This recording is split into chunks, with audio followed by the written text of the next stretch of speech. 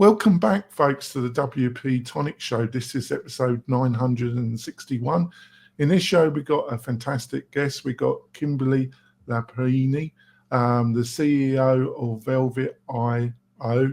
Kirk's laughing at my pronunciation, but I did reasonably well for me. You can laugh, Kirk. Kimberly's got an enormous amount of experience in WordPress and running Velvet.io. We're going to be discussing the changing landscape and many other things. So, Kimberly, could you give us a quick, 10, 15-second intro yourself? And when we go into the main part of the show, we'll go into your background in a bit more detail. Yeah, sure. Valet Web Services used to be WP Valet a long time ago before we rebranded. We started out doing some lifting and moving, migration stuff, and then kind of stumbled into maintenance, support, development, and consultation, which is what we do now for SMBs and larger, not quite enterprise, but a couple of enterprise, but mostly kind of sit in that sweet spot between those. Yes. And I've got my ever-patient co-host, Kurt. Kurt, would you like to introduce yourself to the new listeners and viewers? Sure. My name is Kurt Von Annen. I own a company called Mañana No Mas.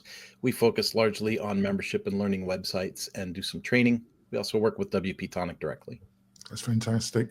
Like I say, it's going to be a great interview. I think the world of WordPress is changing a bit. Kimberly's has a load of experience, plus some of the lessons she's learned on her entrepreneur journey. Should be a great interview. But before we go into the meat and potatoes, I've got a message from one of our major sponsors. We will be back in a few moments, folks.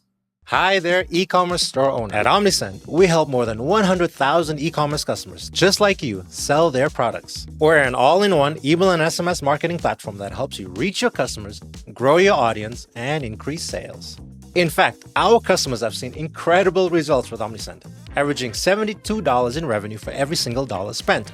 And if you ever have a question, our award-winning customer support team is available 24/7 every single day. That's one of the reasons we have more than 6,000 glowing reviews and ratings all across the web. So get started with Omnisend today and start growing your business with better email and SMS marketing. We're coming back, folks. I also want to point out we've got some special offers from the sponsors of the show, plus a curated list aimed at the WordPress professional with the best recommended plugins and services utilized by WP-Tonic. You can find all these goodies by going over to wp-tonic.com/deals, wp-tonic.com/deals, and you'll find all the goodies there, my beloved WordPress professionals. What more could you ask for? Probably a lot more, but that's all you're going to get on that page. I've made a career of disappointing my WordPress tribe. So, Kimberly, they seem to love that, Kimberly. I get more DMs about that than anything else. Yes, brought a smile to Kimberly. So, Kimberly, maybe you can go into some more detail about how you got into the semi-crazy world of WordPress.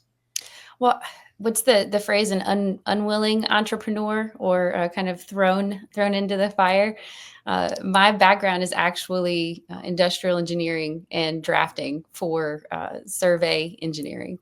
So it was quite a shift to go from that background to this one. But software, right? Like I figured I knew AutoCAD.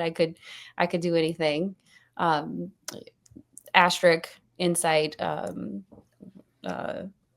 Spoiler alert, it's not the same. I eventually learned, but I had started my young life, graduated college, got married, and we're starting a family, and had the opportunity to move. So during that process, I was like, oh well, I'm going to do some website stuff. I'll build a website, do some things. I had a little side project going, and I broke it a lot during those first few months. And one of the places that I was using tools and looking for help was WP Dev at the time. And they had an opening for a support agent. And I was like, oh, maybe I'll send him an email. And I did. And that was the one qualification I think that got me hired was, hey, I broke it a lot, but I also fixed it. So they took a chance on me. And from there, I got into learning more about, plugins and code and writing documentation. And that's where I met my original business partner and, kind of shifted into all things WordPress. Like everybody else, fell in love with the community from get-go. So That's fantastic. Over to you, Kurt. Well, we all got those weird starts where we didn't really think like, oh, am I going to do this? And then next thing you know, we're doing it, and like years have passed. You're like, where did my youth go? Went into this WordPress thing. But the roles, they seem to be shifting a lot, right? Especially with, AI and tools and stuff. Especially like with hosting and stuff, like to consider it from an agency perspective. It used to be download it, extract it, and then load it up for people. And there was things that you had to do, but now a lot of that has dissipated. So as the roles have shifted, what do you observe, especially like recently in this area for being an agency? What's the role for an agency now? yeah, I think part of the curve kind of in the beginning was nobody knew anything. Right. People that were asking for help. And because we did have to do, data migrations originally where everything comes down to, my local machine and then gets moved over to whatever the new host is and those sorts of things. And nobody knew anything. And then there was this influx of everybody knew too much. Right. People will come asking about very specific tools or processes or themes. And I think we're kind of seeing that the return to nobody knows anything anymore because there is too much information out there. They don't know what to choose. It's coming not from ignorance, but from too many choices and what's available. So I really feel like the roles have kind of shifted from something that's more tactile, hands-on, kind of do it, and then more to kind of fulfilling requests, right? Very transactional. And now I'm seeing this shift into more consultation, right? Let's talk about your options. Let's talk about why these things are. Let's talk about why you need or don't need something and why you should approach it a certain way.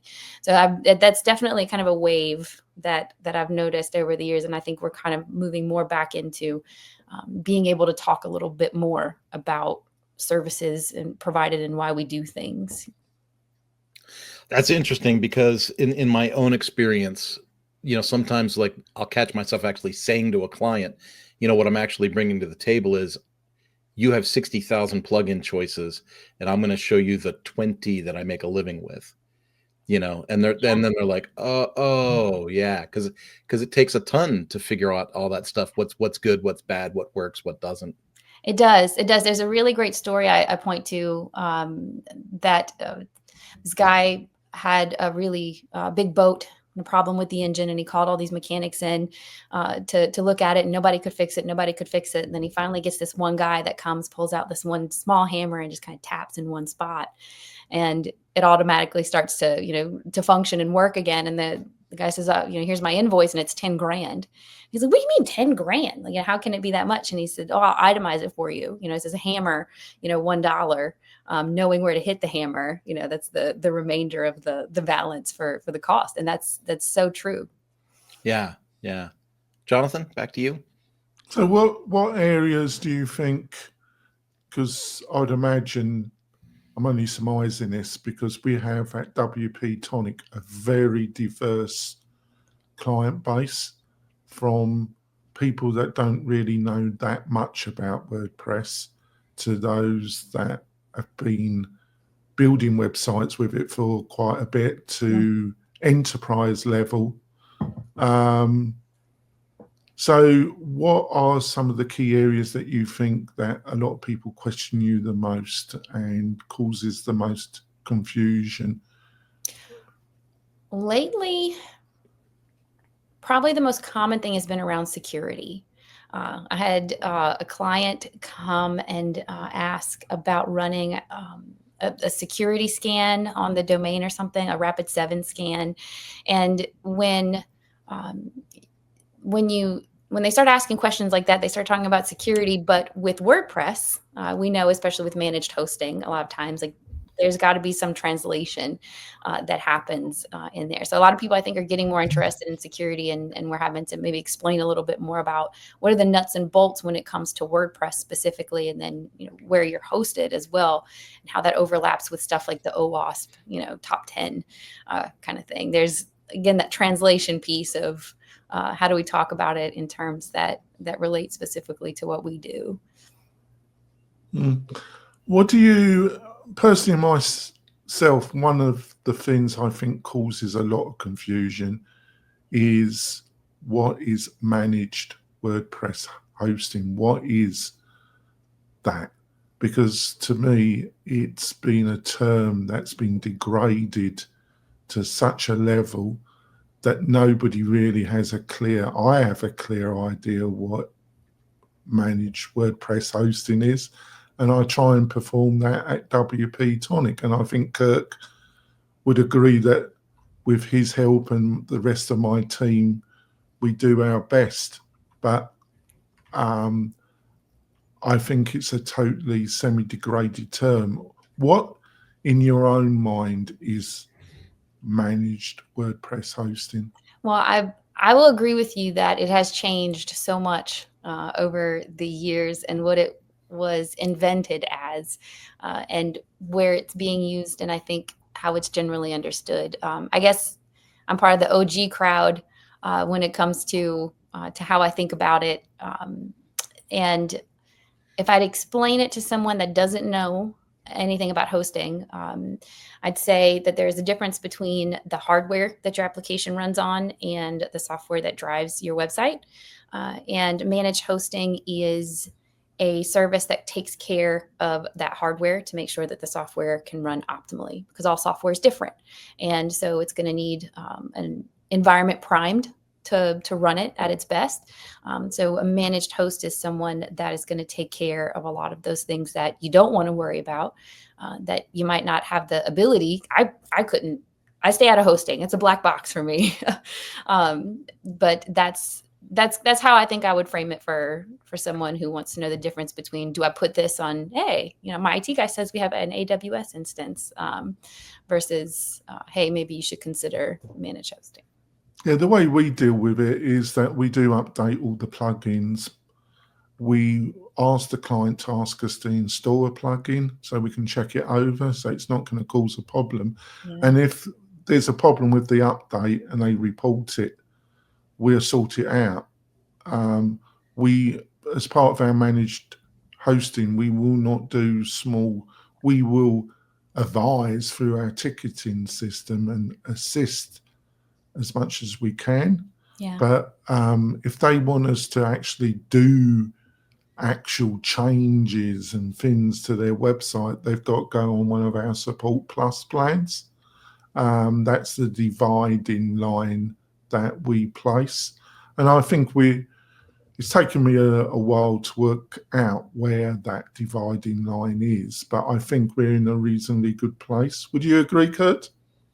Yeah, lately it seems to be working really, really well. The hard part, of course, is always educating the client, because, if you give them admin access to the site, all bets are off, because, you can tell them what you want them to do, but that doesn't mean that's going to be what happens. Yeah. Yeah, if they do start installing and they make a mess of it, we tell them, we'll sort it out this time, but if you keep doing it, we're not going to help you. That's soon, or you're going to have to go on a Support Plus plan because you're not listening to us. And that normally does the trick, doesn't it? Back over to you, Kurt, for the next question. Well, and this is kind of making like a fairly large assumption, right? But it says, what are some of the most important lessons you've learned being a smaller WordPress agency, especially in light of some of the larger agencies that are out there? Oh, most important. Just because you choose to be small doesn't make it easier. We tried to go the traditional, I guess, or expected route many years ago, and it's just, it's it's a big choice. I think you're just kind of choosing your pain at some point, depending on which direction you want to go. But I think that remaining small, one of the biggest lessons I've learned is that you really need to choose what you're paying attention to, choose what you're adopting, choose the type of information that you want to share, and the limits on education. Jonathan gave a great example, kind of putting boundaries around what your services involve. That's a great example of something like that, where, you want to say something or something, but you really, just that conscious choice to not enter an arena, or, we could do this ourselves, but maybe we won't, just to make sure that you protect that choice to stay small. Yeah, that's pretty insightful.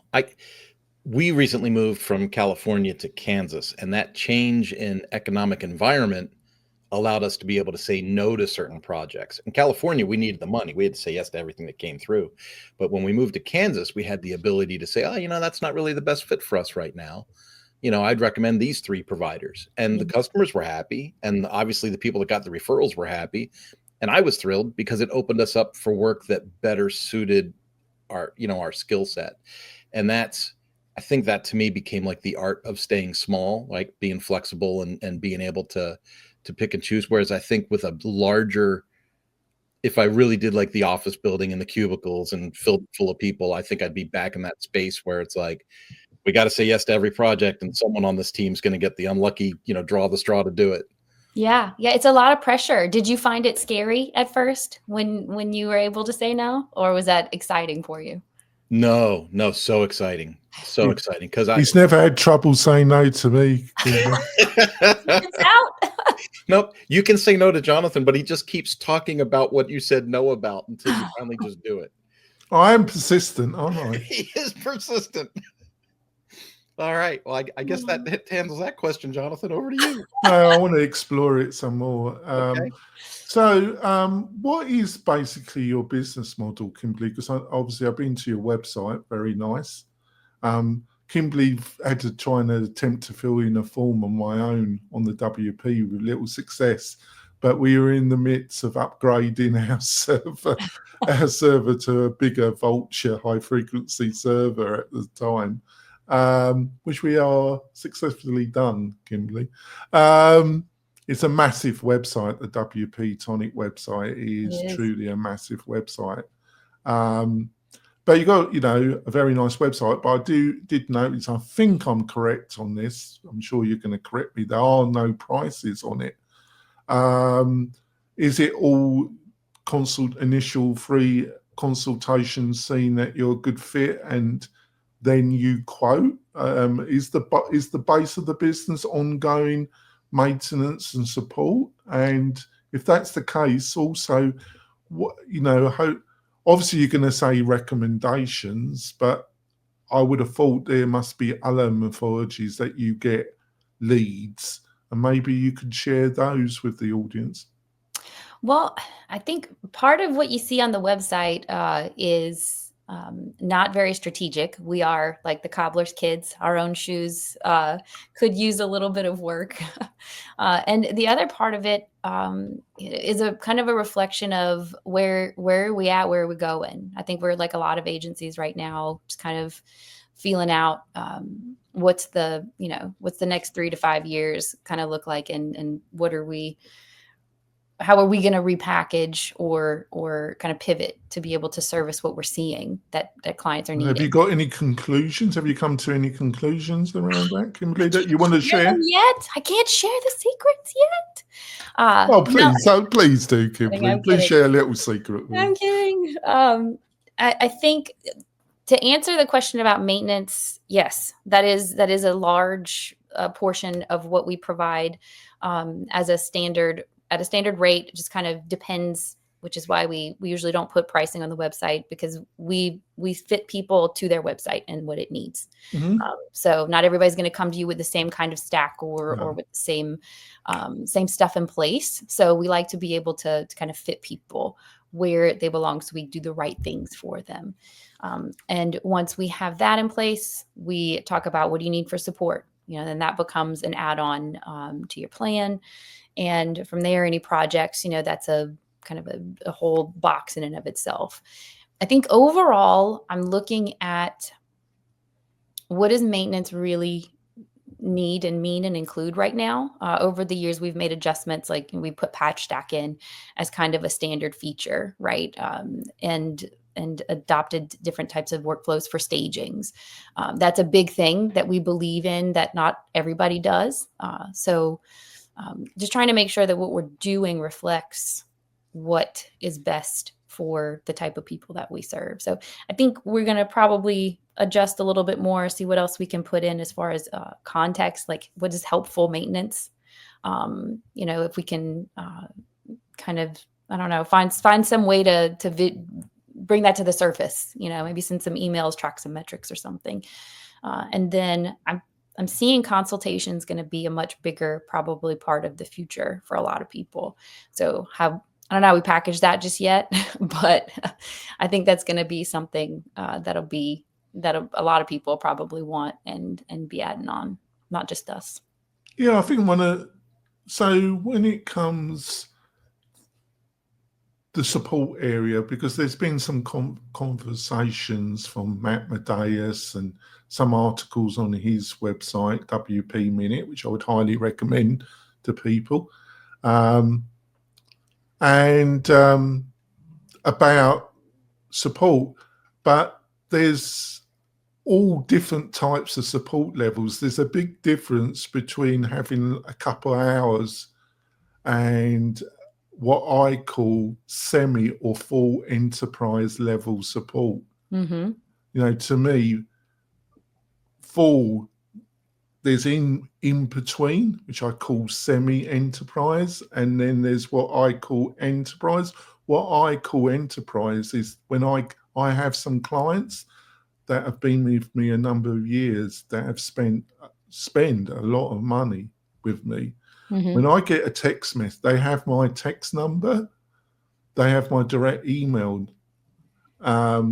Brave. I ask them to go through the ticketing system for non-urgent, but if I get a text message from them, and if I'm not available, I make Kirk or a couple other people that are dealing with that level of client, they get a reaction in less than an hour, right? But they're spending thousands of dollars a month with me. Mm-hmm. But you've got to put strong boundaries, because I have some. Well, they're with us if they start understanding. Obviously, we have to part ways if they refuse to understand. They are spending like $79 with us per month. Right. They've well, you didn't reply to our email the same day. Well, no, we don't. That's the brutal fact of it. Do you have? Has it been education and how do you respond to what I've just outlined, Kimberly? Well, I mean, I feel it in my soul, because, there's plenty of $79 a month clients who have $2,000 a month expectations, right?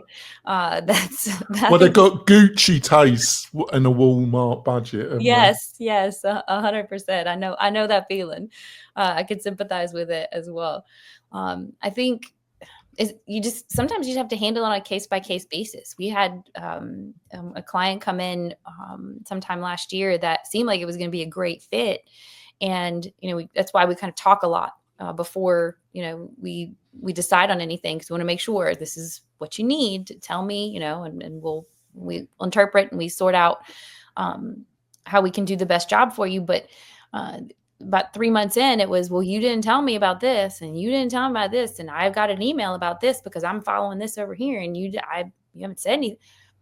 So what is it that you really need? What is it that you really want? Do you want advice? Do you want a weekly call? Do you want a chat? Or do you want me to help you with your website? Do you want me to do the changes that you need? Do you want me to keep the software updated? Do you want to work on landing pages? So finding a balance to to communicate how you work, because everybody does differently, right? The clients work differently. Our agencies will work differently than other agencies, so that's why I think match is so important.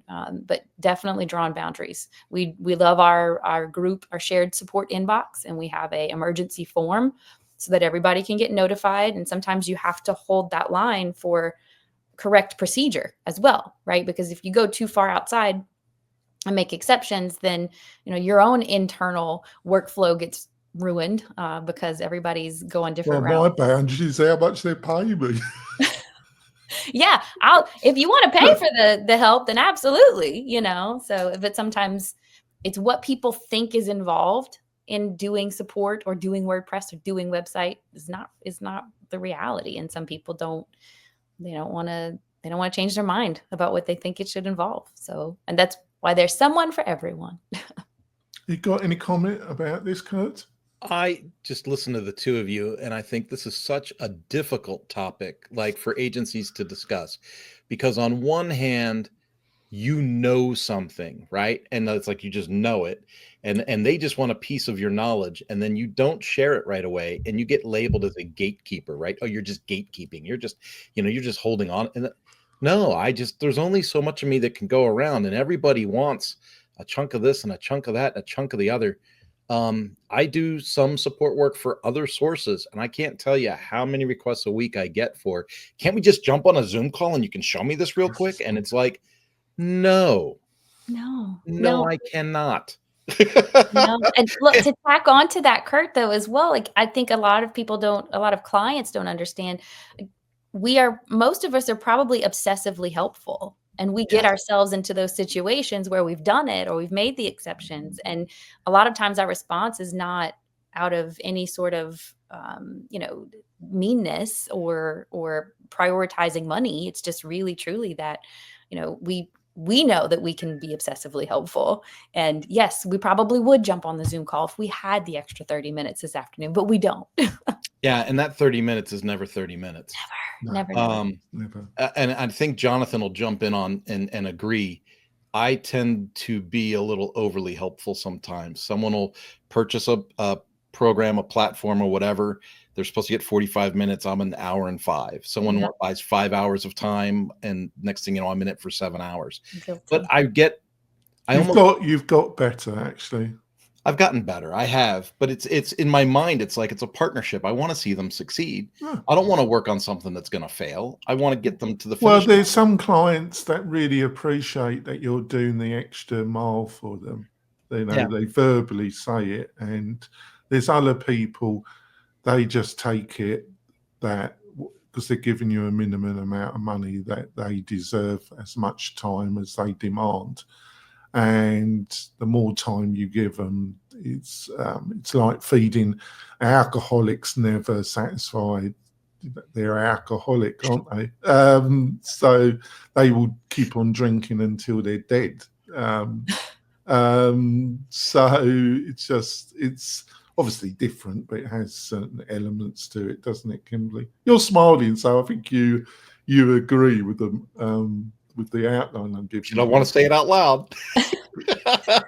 I understand the sentiment.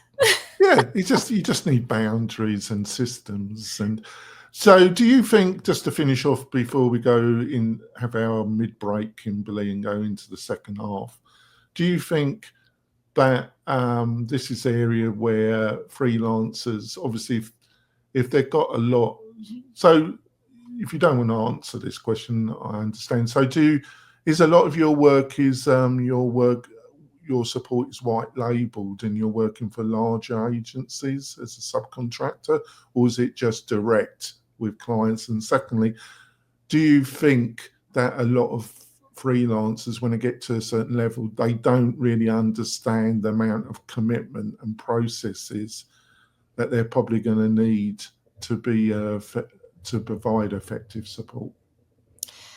Yeah, both very good questions. We tried the white label thing. It doesn't work. We are all direct now. It doesn't work for us. I don't want to say it doesn't work as a concept, but for us, it's not. The way we work just doesn't jive with the white label model. As far as freelancers, 100%. I think that it's difficult when you are working for yourself and there's one bottom line and one, stream of where the money comes in and out and where it goes, that's kind of how you plan your day and how you plan your work.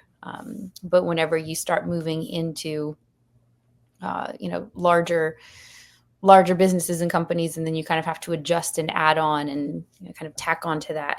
It takes a lot of mental gymnastics that it doesn't always come easy, but it's also counterintuitive sometimes to why people enter freelancing to begin with. So it's just a matter of being self-aware. I'm a fan of being self-aware. Oh yeah. Oh well, there we go. Sorry, Kimberly. So we've had a good discussion. We're going to go for our mid-break. Got a couple of other quick messages from our major sponsors that are much appreciated. We will be back in a few moments, folks.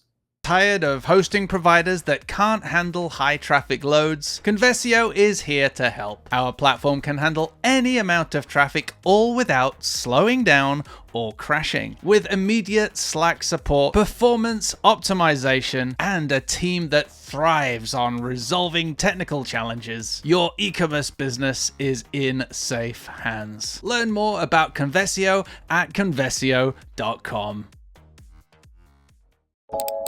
This podcast episode is brought to you by Lifter LMS, the leading learning management system solution for WordPress. If you or your client are creating any kind of online course, training-based membership website, or any type of e-learning project, Lifter LMS is the most secure, stable, well-supported solution on the market. Go to lifterlms.com and save 20% at checkout with coupon code podcast20. That's podcast20. Enjoy the rest of your show. We're coming back, folks. We've had a fantastic chat with Kimberly. We've covered some great areas. Before we go into the second half, I want to point out, if you're looking for a great WordPress partner, if you're taking on a larger project in the membership, subscription, community area, and you've taken on this big client and it's just a little bit too bigger than you thought, why don't you look at hosting and also being a partner with WP-Tonic? We specialize in community membership, large, medium websites. We love to be a partner with you. You can find more by going over to wp-tonic.com/partners, wp-tonic.com/partners. Let's build something special together. So over to you, Kurt.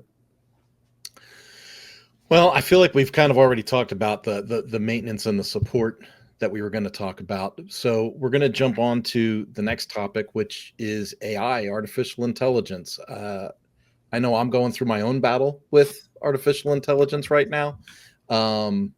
But are there any tools or services that you are just glued to that help you through your day to day, or is there anything that you're relying on that you can share with our audience that you just Personally or as an agency? Well, let's do both, personal and agency. We are AI curious as an agency, but there is nothing that has become a must-have, can't live without, really just bringing the value to restructure anything around it at this point. For me, I'm a huge ChatGPT user, but I'm also a big believer in it's a tool and you have to use it correctly. So sometimes it's just organizing my thoughts. Yeah, I got all these things and, can you help me, kind of either prioritize or figure out how these things link together kind of thing. Sometimes I use it to really simplify. We talked about earlier, we know a lot, we've got a lot going on that we've watched and we've learned. And can you help me explain this much simpler than I want to put it in this email? I need this to be, instead of 3 paragraphs, 3 sentences. So, I rely on it heavily just for, I guess, kind of organizing my brain. But as far as agency tools, nothing that's that standout yet. that I think I'd point to and be like, hey, you guys got to try this thing. But if you know something that I should look at, you tell me. But nothing as of yet. You know, I find it so interesting because you separated things personal versus business. And so I tried one of those AI calendar things, right? Because I've got stuff from Lifter LMS, from WP-Tonic, from Mariano the He got Mob, very frustrated last week. He was trying from to blame me for his Zoom not connecting with our team calendar. well, Zoom broke like 3 weeks ago and broke the automation in Calendly. So it But it was a wasn't me disaster that for me. did that, Kurt. Yeah, it was a disaster for me. So I tried one of these AI calendars. You know, we take all your calendar and then we prioritize and I said, well, it sounds good. We color code. I'm okay. Yeah, I'm in. Kimberly, I couldn't disconnect from that thing fast enough. That was stupidity on steroids. I said, this no sirree. I am not going to let this Poor machine Kirk. tell me He's what had I need he's to had a do. few weeks of roughness, Kimberly. Well, I think it's to be me. I'm fair, rubbing off on him. He was so bright-eyed and bushy 3 years ago when he started working for me, but then it's just died a death, Kimberly. oh, No, it's not true. He's much more optimistic than I am, Kimberly. to be fair though, when you've been in the game as long as we have collectively, when you try a new software or a new PM system or something else, like you're expecting to be disappointed probably from the get-go, because 95% of the time you're like, oh, it's not even near as good as the sales page. But I think since you mentioned meetings so crisp, I did find crisp, and I do like that a lot for calls and stuff. But yeah, I can imagine, right? Like you're just like, oh, another piece of software let me down. Yeah. Kind of feeling. I went in optimistic. I thought, well, maybe this is my savior. It's not my savior. I'll stick with my conventional, personally done time blocking and keep my day straight, because that thing was a mess. Things that I have used that I actually really like, and at the risk of advertising on the podcast, I tried that Zip WP for if you do Astra and Astra Pro, it asks if you want to have an AI website made, blah, blah. And I thought, this is garbage. I'm like, this is going to be garbage. And I have some clients that are very much on like the template plan. Like, we're going to get a template and change our heading and our pictures. That's fine. Like, I don't hold that. Like, you don't need a custom website for everything. And so I said, well, let's give this piece of junk a try. And Kimberly, I was amazed. I was like, you put in a title, a paragraph, you hit build the site. It says, what layout do you like? What colors do you like? Do you like these pictures? I'm like, these pictures are awesome. And then it was like, website. And I was like, I told my customer, here is your template, and your hosting is $79 a month, and we'll update your plugins for you every month. And she said, this is awesome. And I was like, job well done, Kurt. Job well done. So that worked, right? But I think to your point, we have to try them and validate them and verify them for our own use case, because that tool probably isn't going to work that way for all those clients in those positions. It just worked really well for her that time. Yeah. It's not a Swiss Army knife for sure. Yeah. I think I've been thinking about this quite a bit, Kimberly. I think obviously I see it as template on heat. That's how I put it. On fire, probably that's a more appropriate term. Is that it's obviously we've had starter themes linked to certain builders for quite a while, and but then they had very generic content, and getting copy from clients has always been a nightmare, or getting any copy that was usable on a website, because I cannot tell you the amount of times I've heard, well, I've got a degree in English, so I can write all the copy. Yeah. If I had $10 every time I've heard that one, Right. I'd be a reason. I wouldn't say I would be rich, but my bank account would be certainly better. Plenty of coffee money. So I think it's really it's great that it's, like I say, it's like templating on fire, what we're seeing with AI, and it also overcomes this terrible thing that you keep asking for written content, and you keep asking and you keep asking, and it never appears. But I think you've got to be very clear about the results that they're going to get from this. That, yes, you've provided this service and it's up and running and it's done quicker Yeah. and it looks reasonable. But you're seeing people saying on YouTube especially that it will get results.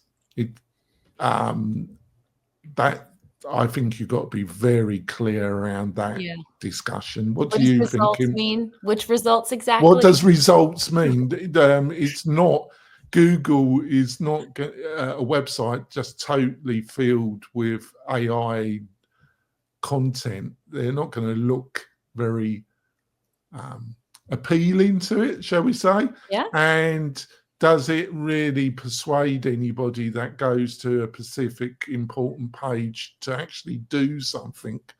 Will it convert? Will it? Will that client's bottom line be better from having this website? And I think a lot of people, we're at the end of middle of 2025. I think there's a large outside the community that are listening to this podcast that don't understand the fundamental differences. What's your own thoughts about this, Kimberly? Well, I'm nodding because I agree. I think a lot of there's a big misconception, I think, in the purpose of content, and where it should come from and why we're writing it, right? Would we normally tell clients, don't write the content for yourself. Don't write what you want to say, write what people want to hear. So if I'm putting in content into, prompts into an AI generator for content, and I'm like, hey, how can I sell this thing? And this is what I believe about it, right? Then it's a loop back. You're kind of in your own little echo chamber, and that's what it's going to give you back to yourself. And then, you put it on the website, and then does it actually do anything? No. Is it because AI wrote it, or is it because you didn't prompt it correctly, or you didn't shift the need for the page, to what you were trying to get out of the AI tool? So I think it's a lot of misunderstanding, people not understanding what your content's supposed to do. It's not just words on a page. You have the sales element, you have the technical SEO element, and expecting a robot to kind of understand that, especially when it still needs a human to interpret the prompt and tell it what it needs to do and spit out. It's kind of only as faulty as was it operator error? We used to say sometimes in support, it was operator error. It's kind of like that. You're risking a lot of operator error, and people just kind of assume if it's AI, it's smart and it's going to take all that out. But that's not the case. You kind of can't get around that. Go ahead. Go on, no, you go. I watched an AI seminar just yesterday where somebody was teaching it how to animate a picture.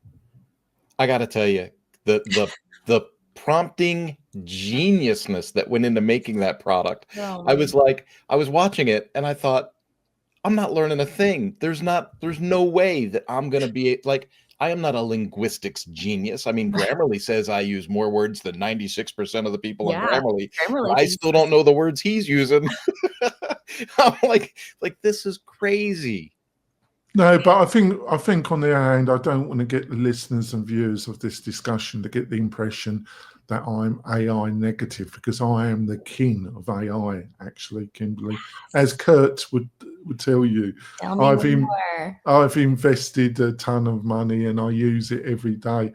But I think it's case to case. We do another, Kirk helps me with another show, and I'll put in a topic for next week. And there's some, when it comes to presentation slides, making white papers, lead magnets, there's some exciting tools out there that will enable people. They will need editing and checking over, but they are very impressive, Kimberly. There's another, I do a number of podcasts because I've got another business. I've got two businesses. The other one is in the real estate marketing sector, and it's gonna be later on this afternoon, and we're gonna be talking about platforms that a lot of clients cannot talk in front of a camera. They just totally seize up, or it comes across extremely artificial. There are tools now, Kimberly, where you can take a video from a client and put them into a platform, and they make a clone of the client. And then you can give that clone a script, and it's animated, and that it's not perfect depending on the tool, but there's methodologies. You can make that clone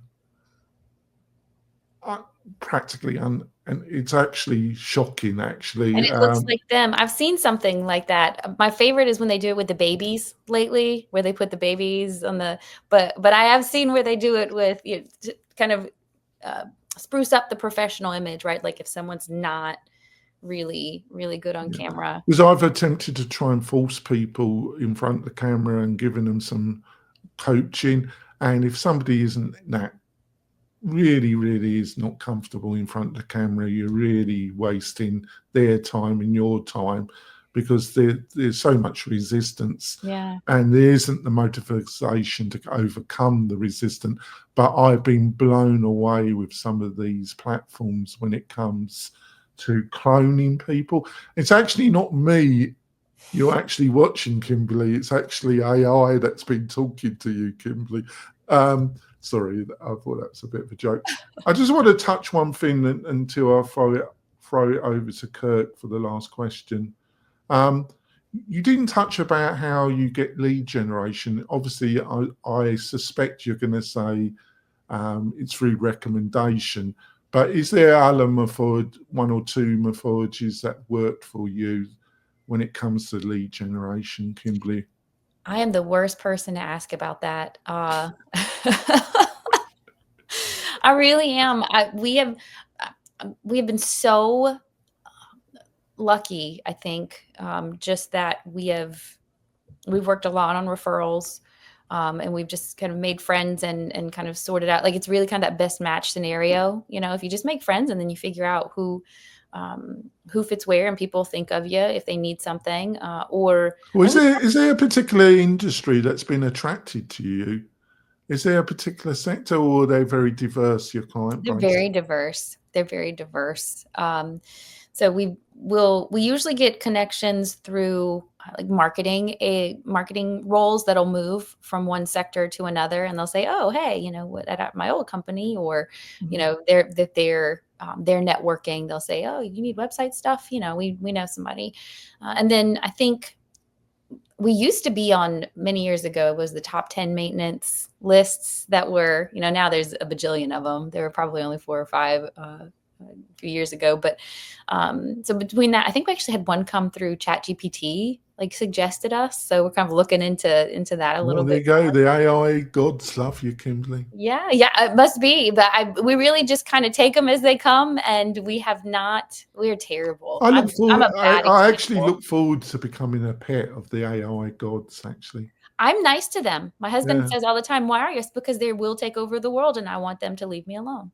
Yeah. You know, I think they're going to be much nicer than other people, actually, much more compassionate, because we don't show a lot of compassion most of the time. So over to you, Kurt. Well, Kimberly, this one wraps it up. This is kind of a tradition for us. We ask folks, if you had your own time machine, you know, like an H.G. Wells or a TARDIS, if you watch Doctor Who, we would say, hey, if you could travel back to the beginning of your career, you know, and risk that whole, you know, see yourself in your timeline and die thing. If you could risk that whole paradox, what advice would you give yourself? I don't know. You can't say not coming on this podcast, Kimberly. Oh, no. In fact, that was just a joke. That's just a joke, Kimberly. I might not even get in the machine. You know, I think there's something to be said for ending up where you are. My life has taken so many lefts unexpectedly, twists and turns that I feel like just the biggest lesson, and maybe I could go back and tell myself to learn it sooner, is to ride the wave. You're never going to be as in control as you think you are, or you will be when you grow up, because that never happens. You're never going to catch the reins. And so maybe enjoy the ride a little bit more and don't stress, because it all works out. Man, you sound just like me when I'm talking to the kids at church. I never grow up and it all works out. I always tell the kids, you worry too much about things. I'm 57. I'm telling you, it's all going to work out, or you're But I going to still die. worry too much about it. So maybe I should go back in that time machine so that current me, even though I know it in my brain, it doesn't mean that I always walk the path. Well, I've got a slightly different response to you, but it does combine a lot of what you said. I think getting yourself in the right position and having the skills that when the opportunity comes, you can take it up, and having learned from your mistakes so you see the opportunity and have the ability to take it. But I do honestly feel, especially on the top echelon of our society, there's a lot of people that dismiss the variable, and that variable is called luck. We tend not to want to understand that how fragile we are and how much we depend on just sheer luck for a lot of things, because that's very brutal to realize that, because we have absolutely no control over luck. So that's why a lot of people are resistant to that, which I think is quite, that a lot of what is luck, I think you can become more lucky by your actions, but we are very dependent. But a lot of people would say I'm not correct on that, Kimberly, but I think that there's a lot of perspectives, and I've heard something similar, when you talk about manifesting and you kind of get what you put out, and then, kind of comes back to karma. I think there's a version of truth in all of it. We are who we make ourselves to be. So, how that fits into what we call luck or manifesting, or just luck of the draw, or well, Kimberly, the good news is you've got a very relaxing persona, and I'm sure when a client's website is down and they're desperate for it to be retrieved, that your calming words calms their frustrations down. Cool in a crisis, Jonathan. If nothing else, I'm cool in a crisis. Yeah, I'm sure I actually think you probably are. So, Kimberly, what's the best way for people to find Kirk's giving me that look. Kimberly, what's the best way for people to find out more about you and what you're up to? I am not incredibly active on socials, but you can find me on LinkedIn, and I'll. You mean you don't waste your life commenting on people's who will never listen to you anyway? I used to think that was the way to go. Then I had kids, and then I learned how much it actually really matters what people online say, because I'm watching that all day. It took me ages to learn, Kimberly, that when somebody asks me for my opinion, that means they're not going to listen to my opinion. So what's the point of sharing it? Kurt, what's the best way? What's the best way, especially when it's around politics? Was anybody asking, what's your opinion?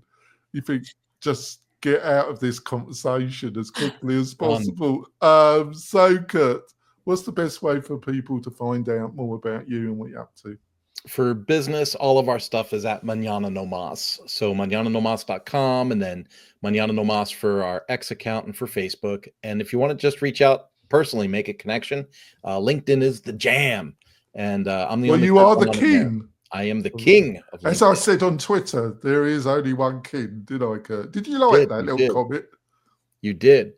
Yes, and I saw that you commented on Katie as well, and you're calling her the queen. Oh, well, she's the queen of everything, isn't she?